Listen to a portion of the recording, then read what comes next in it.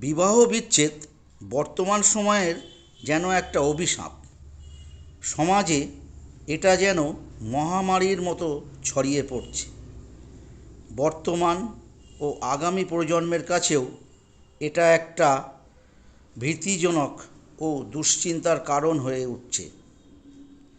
ব্যভিচার, সন্দেহ, অবিশ্বাস, অসন্তুষ্টি, অর্থনৈতিক কারণ, প্রেমহীন ভালোবাসা, অত্যধিক আত্মঅহংকার ও রাগ, জেদ, মোহ এসবই মিলেমিশে এর কারণ।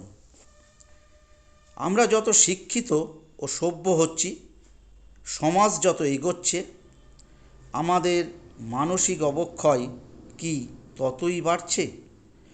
মনে মনে আমরা কি স্বাধীন থাকার বাহানায় আমাদের অজান্তেই একাকিত্বকে ভালোবেসে ফেলছি?